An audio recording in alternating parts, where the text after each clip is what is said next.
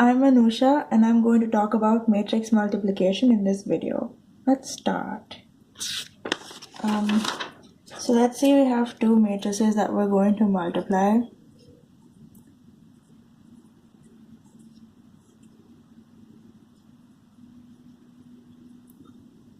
So here we see that the first matrix is a 2 by 3 matrix of order 2 by 3 and the second one is of order 3 by 2.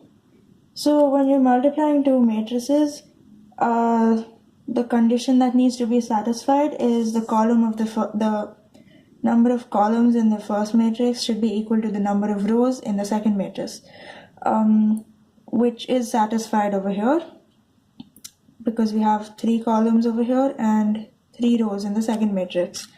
So when we're multiplying them, our resultant matrix will have the dimensions of the rows of the number of rows of the first matrix and the number of columns of the second matrix. So over here our resultant matrix will have an order of 2 by 2. So you have 4 elements. The first element, this one, will be the sum of the product of the first row and the first column. This is present in the first row and the first column. So these elements and these elements. So our first element of the resultant matrix will be AP plus BQ plus CR. So for this element here, which is present in the first row, second column, we will use the elements of the first row of the first matrix and the second column of the second matrix. So that is this and this. So our second element will be AS plus BT plus CU. And for the next element, which is the second row, first column, we use this and this, DP plus EQ plus FR. And for the last element, we have this and this,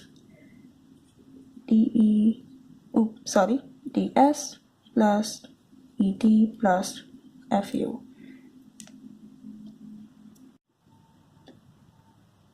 Let's take an example and we'll use MATLAB to help us with our calculations.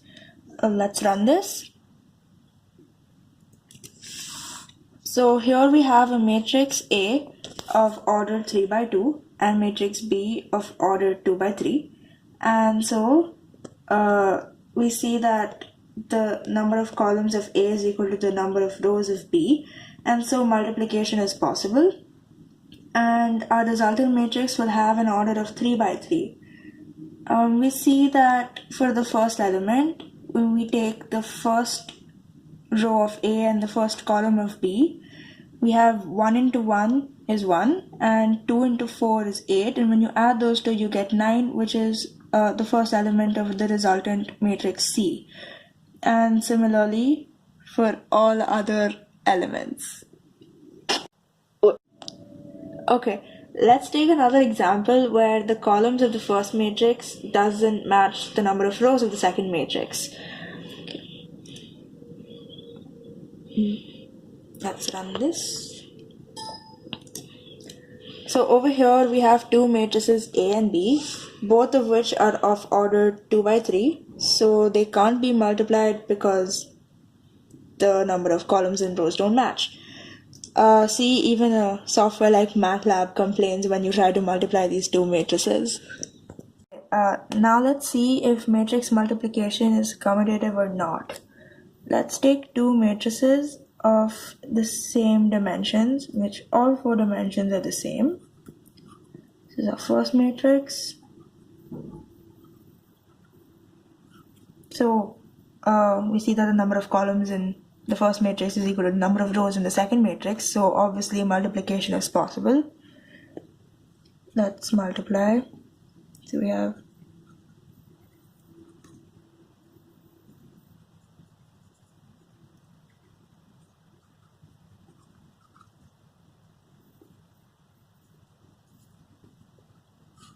This is one way of multiplying, and the second will be when we reverse the order of the elements.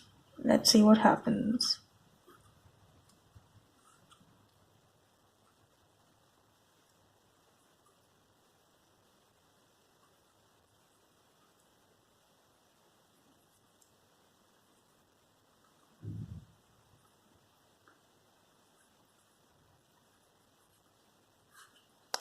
Now, as we see, the corresponding elements are not the same, which indicates that matrix multiplication is not commutative. Okay, let's take another example. Over here we have two matrices A and B. A has an order of 2 by 3 and B has an order of 3 by 2. We'll be multiplying A by B and storing the value in C, and B into A in D. Let's see what happens.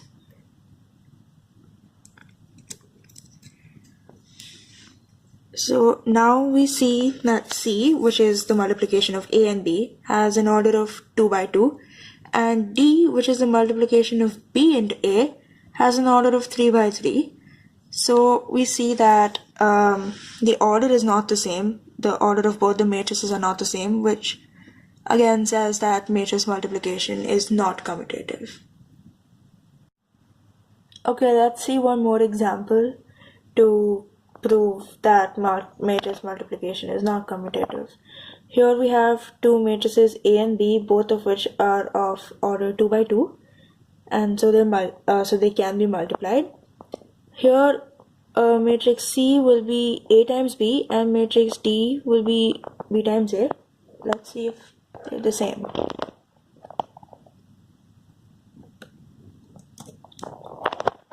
Over here, C and D both have an order of 2 by 2, but their corresponding elements are not the same, which means that matrix multiplication is not commutative. Next, let's look at the distributive property of matrix multiplication. Again, we have three matrices, each of which have an order of 3 by 3. And our matrix D is A into B plus C. And when we expand that, we should get A times B plus A times C. Let's see if this holds.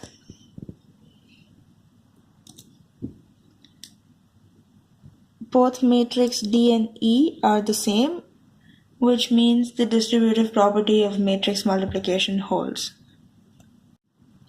Let's look at the multiplicative identity property next. We have two matrices, both of which are 2 by 2. A is a normal matrix and I is an identity matrix whose determinant is 1. B is A into I and C is I into A. Now, this property states that both of these should be equal to A. So let's see if that holds. From this we see that B and C are the same and it is equal to A, which means the multiplicative identity property is true. This property is the multiplicative property of 0. Here we have matrix A and matrix O, both of which are 2 by 2. Matrix O is a 0 matrix, its determinant is 0. Now B is A into O and C is O into A, and typically both these should result in O, which is a 0 matrix. Let's see. We see that B and C and O are the same, and so this property holds to be true. Okay, next let's look at the associative property of matrix multiplication. Here we have three matrices, each of which have an order of 3 by 3. And our matrix D is A times B, the whole into C. And matrix E is A times B into C.